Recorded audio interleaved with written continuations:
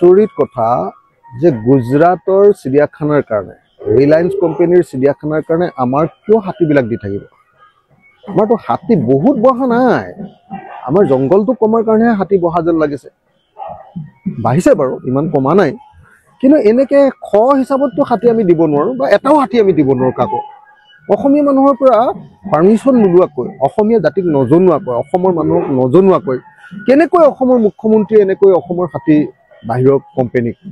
বাহিৰৰ কাৰোবাৰ চিৰিয়াখানাৰ কাৰণে কেনেকৈ দিবলৈ সক্ষম হৈছে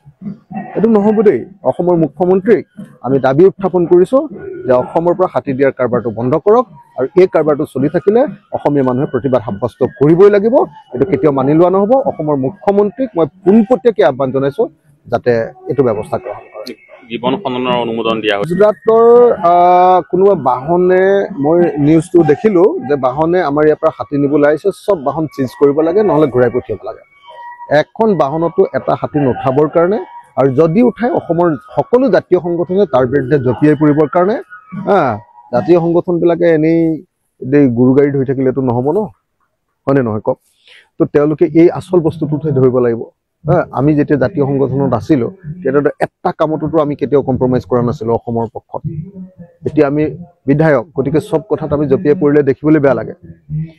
মোক এটা বেলেগ দায়িত্ব ৰাইজে দিছে গতিকে মই আহ্বান জনাইছোঁ জাতীয় সংগঠনবিলাকক এনেকুৱা এখনো গাড়ী যাতে ইয়াৰ পৰা পাৰ হৈ যাব নোৱাৰে এখনো গাড়ীত যাতে এটা হাতীও আমাৰ অসমীয়াৰ বিনা অনুমতিত যাতে লৈ যাব নোৱাৰে তাৰ ব্যৱস্থা গ্ৰহণ কৰিব লাগে জাতীয় সংগঠনবিলাকে নহ'লে আৰু আমি নামিব লাগিব আৰু বুঢ়া মানুহবিলাক এয়া কিন্তু নতুন নহয় গোপনে বহু বন্য এইটো কেতিয়াও কৰিবলৈ দিব নালাগে আমি প্ৰতিবাদ সাব্যস্ত কৰিব লাগে মই এই ৰাজীৱ ভটিয়াৰ কথা হাতী বিভিন্ন সময়ত লৈ গৈছে আন আন দুষ্প্ৰাপ্য জীৱ জন্তু আনকি আমাৰ ৰাজ্যিক চিৰিয়াখানাখনকে সংকটত পেলাই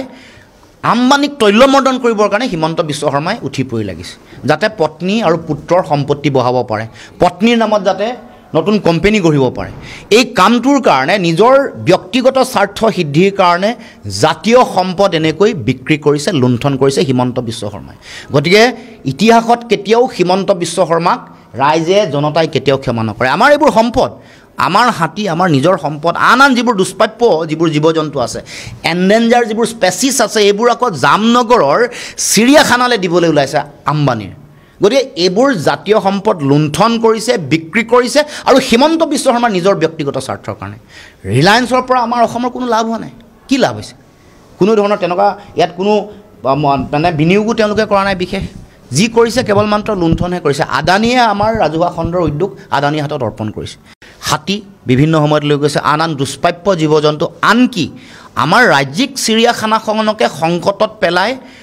আম্বানীক তৈলমৰ্দন কৰিবৰ কাৰণে হিমন্ত বিশ্ব শৰ্মাই উঠি পৰি লাগিছে যাতে পত্নী আৰু পুত্ৰৰ সম্পত্তি বঢ়াব পাৰে পত্নীৰ নামত যাতে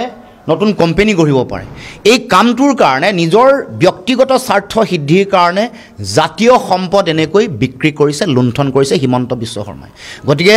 ইতিহাসত কেতিয়াও হিমন্ত বিশ্ব শৰ্মাক ৰাইজে জনতাই কেতিয়াও ক্ষমা নকৰে আমাৰ এইবোৰ সম্পদ আমাৰ হাতী আমাৰ নিজৰ সম্পদ আন আন যিবোৰ দুষ্প্ৰাপ্য যিবোৰ জীৱ জন্তু আছে এণ্ডেঞ্জাৰ যিবোৰ স্পেচিছ আছে এইবোৰ আকৌ জামনগৰৰ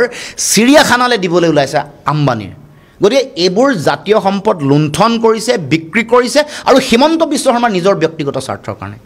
ৰিলায়েন্সৰ পৰা আমাৰ অসমৰ কোনো লাভ হোৱা নাই কি লাভ হৈছে কোনো ধৰণৰ তেনেকুৱা ইয়াত কোনো মানে বিনিয়োগো তেওঁলোকে কৰা নাই বিশেষ যি কৰিছে কেৱল মাত্ৰ লুণ্ঠনহে কৰিছে আদানীয়ে আমাৰ ৰাজহুৱা খণ্ডৰ উদ্যোগ আদানীৰ হাতত অৰ্পণ কৰিছে